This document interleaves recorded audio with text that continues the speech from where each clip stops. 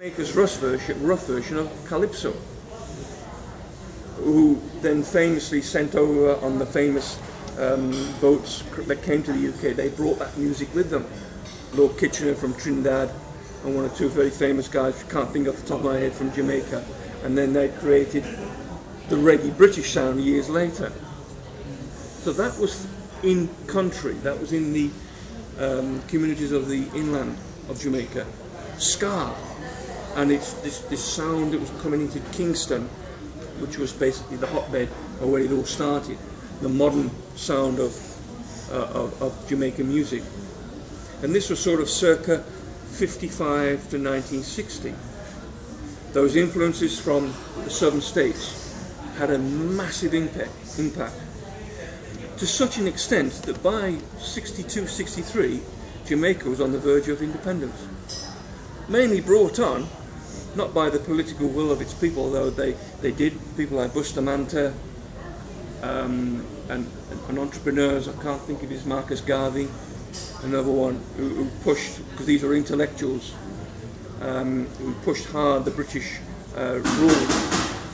But music was playing its part. It was seeping into the bones of people in Jamaica, and they were lifted, and they were this is their roots, this is where we're from, West Africa, and it spread across this new continent. And here we are, we want independence, and they got it. They were the first to have independence. And it's through no short story that music played an equivocal part. And subsequently, from independence, they have influenced, they as in musicians have influenced the life form of Jamaica through its political struggles, its highs and lows. It acted as a newspaper for the folk of Jamaica and for those living abroad in the UK, in Canada and Europe, to know what is going on through music. And it influenced young boys like Bob Marley, Peter McIntosh, Bonnie Livingston, who formed the Wailers in the early 60s. They learned off elderly men like Joe Hicks, who could just play a little guitar, but he was influenced by Cox and Dart, the man who came from the Americas with vinyl. You know what I mean? So you see the link seeping through. Bob Marley couldn't play guitar,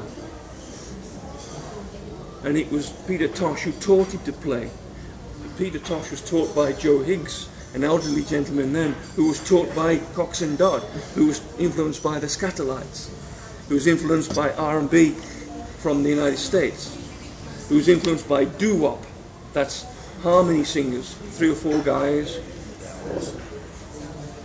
as an example, yeah, who were influenced by jazz, influenced by wind instrument, members of the Scatterlights, a gentleman by Rico Rodriguez. His name speaks of Hispaniola. He was born with parentage from Cuba, but lived in Jamaica. The seeping, the interconnection of those influences derived in. Then, of course, it seeped through the islands. Trinidad, Trinidad's another story altogether. I mean, Trinidad has a strong influence of subcontinent, India, Madras, East India. Traders would travel in their boats and land up in the Twin Island, Trinidad and Tobago. So their influences were not so much traditional Indian music, but it was mixed with their folk local music. And today Trinidad has many thousands of Indian people living there, of Caribbean extraction. And that they created their own unique sound, their own calypso, Lord Kitchener as an example, to today's carnival. And then through all the island chain, through all these island chains, they developed their own sounds, through their own indigenous ways. Jamaica was the first independence. I may be correct in me standing here, it's between Guyana and Barbados, and they all followed in succession of independence. So Lucia, how many years old? 32 or 30 years. Yeah, approximately 30 odd years old now.